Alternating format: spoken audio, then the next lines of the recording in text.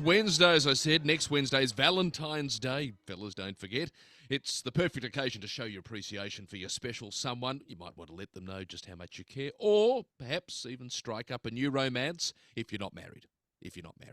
And what better way to show your admiration than through the magic of food? Now, Valentine's Day, most people go out for a meal, don't they? I mean, it's all tends to be around food and a glass of something or other and who knows what else. But the old adage, the way to a man's heart is through his stomach. I'd imagine the way to a woman's heart is often through her stomach as well.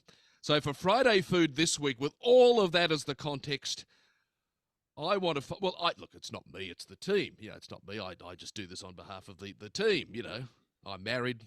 Joel is now. But, this is more charity than for personal need. But we're going to find out if indeed it is all the case. If indeed foods and beverages, or certain ones, might make things a little more romantic than others. We're talking about aphrodisiacs. Now, there's a great history about all of this. It goes way back to ancient times. It's all well documented. Not everyone believes it. I was once told that, the wedding night feast should be a bottle of stout and 12 oysters. I don't partake in either, and nor does my wife. So that wasn't on our menu. But that's the context at all. This is all part of the common history. So, Brianna, who wrote a little script here, and I'm diverting, but I just want to make clear this isn't me posing these questions to you. This is one of my team. Says, how about you? Are there any foods or drinks that get you in the mood? Question mark. Now, whether you'd like to, on air, add to that particular question in any way, you're welcome to, I suppose. 131873. Brianna's out there eagerly with pen and paper waiting to jot it all down. You might prefer to text. It's more anonymous that way, isn't it? 0460873873. But anyway, enough of my waffling. Lillian Zeltser is an author, but she's also an aphrodisiac expert. And she joins me now. Lillian, lovely to talk with you. Thank you for your time. Thank you for inviting me to your program, Michael. It's my pleasure. And happy upcoming Valentine's Day to everyone who celebrates it.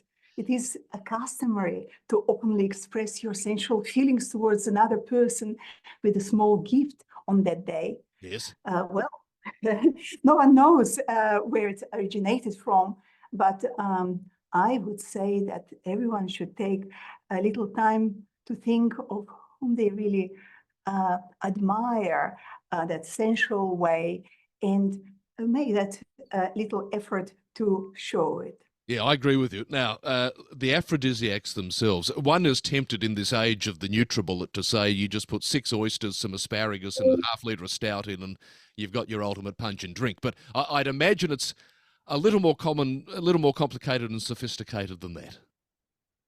Oh, absolutely. Where do I begin? The world of natural stimulants and aphrodisiacs. Something that I researched, studied, practiced, and hunted for all over the world for the last 35 plus years. In all this time, I never met a person who wouldn't open their ears when you talk about aphrodisiacs and their magic, simply because it's something that can offer more pleasure. It can resolve issues that bother everyone. In the process of hunting for aphrodisiacs, I came across thousands of different plants. Thousands? Thousands. Every single nation on this planet has their own recipes, their own beliefs. And it's not just food. Natural stimulants or aphrodisiacs are all around us. Most of them are free of charge to take. All you need just the knowledge. And I'm not talking here about oysters, champagne, or chocolates. I'm talking about real stuff, like seeds, from the plants, roots, bark, flowers, visual aphrodisiacs, smells, pheromones, There are so many things. Of course, there's food that, like your oysters, that has some precursor elements that stimulate production of testosterone in testes. But it's not just that. It's combination, and no one knows exactly which one suits to anyone unless you try different things. Now, see, that's complicated, isn't it? Because I suppose if there are indeed thousands of things around, and we're not always here for an eternity, one might start to run out of time. But Absolutely, I agree with what are some of that. the? Let me ask you, what are some of the common traits here, particularly in foods? Because here we are talking about Friday food. Are there certain chemical elements of various different foods, from oysters through to asparagus, through to some of the alcoholic beverages and others, which stimulate parts of our brain? Is that really the underlying thing here, or is some of it just folkloric? What is the story behind these? Oh, you're absolutely right. There are a lot of things, foods and drinks and beverages that can help to resolve issues on physiological, psychological, or mental level that prevent people from feeling that oomph or that experience, that extra sensuality. But there are common things that can help people. And one of them I will be talking about today is Damiana, which I hunted for in the prairies of Texas, where it really grows on the sides of the roads. Well, Damiana is one of the ancient Mayan herbs that had been used for thousands of years. Really? Absolutely, and it was first brought to Europe by Spanish conquistadors who discovered it. But it works, definitely, it excites, it clears mind, and it's amazing. It works for both sexes, for men and for women. Doesn't discriminate. Now, you've been, as you said, you've been studying this. This is fascinating. You've been studying this for over 30 years. It's taken you right around the world, the pursuit of the aphrodisiac, hasn't it? Absolutely, absolutely. I've been to over 180 countries.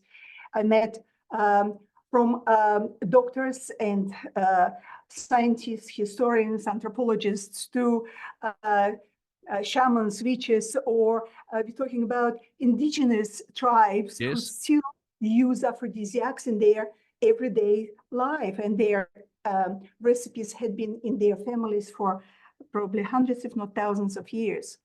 I've got a text here from Steve, who's listening to us, to say, look, there is one food, though, that stops all of this aphrodisiac feeling, and it's wedding cake. I feel sorry. There Yes, must be something about wedding cake which knocks the romance out. well, it's a power of mind, isn't it? Must be We the are royal talking icing. about here. The royal icing. Yes, Now, before yes, you go, we could talk forever, but I don't have the time, sadly. But a recipe. Now, I am led to believe you have a recipe for something known as love cookies. Now, what on earth is the love cookie recipe? yes. Well, a love cookie recipe. Well, it has a scandalous story that is attached to it. Okay. It's about King Edward VIII, who With Wallace. absolutely, yes, absolutely.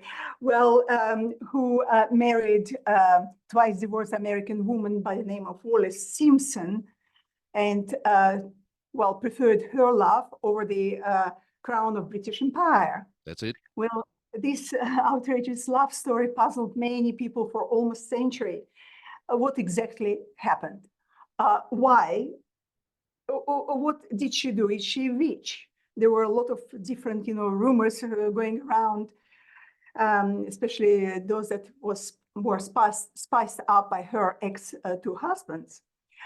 Well, one of them stated that in the past she had been known to use love drugs, in particular the Mayan plant Damiana, which would provoke just unimaginable passion or lust of any male towards her. Well, she was smoking it. Well, the miana can be smoked, can be used in drinks, infused in alcohol or non-alcoholic drinks. It can be used as tea, but she was using it in her famous royal cookies, which Edward actually loved. And that's the recipe that I have, and I would like to offer to your listeners and yourself. All right. Well, I tell you what we're going to do, because I'm just conscious of the time. I'm going to hop you on hold if I can. I'll grab the recipe. We'll put it up maybe on the website, or I'll give people the link to your website where they can, because it's a lot easier writing a recipe down off that rather than taking it off the radio. The love cookie recipe of the late Wallace Simpson. That's Yes, a cookie yes. from the royal household. How good's that? It's been fascinating talking with you. Thank you. I mean, the whole history of aphrodisiacs is obviously a very, very rich and ancient history. But I think leading into Valentine's Day on Wednesday, it's sort of appropriate we touch on it ever so briefly in the food segment today. Lovely to meet you, and thank you for your expertise. Fascinating stuff. Well, thank you for inviting me to your program, Michael. I hope that by learning just a little bit about aphrodisiacs, you will be able to experience and bring more happiness and love into your lives and lives of your loved ones. Happy Yes, Valentine. I've been taking notes. Don't worry. Thank you. The wonderful Lillian Zeltser, author and aphrodisiac expert. She's travelled the world. That'd be an all right gig, wouldn't it? And I'll just grab all those details because I know a few people are keen on this, particularly on the other side of the window.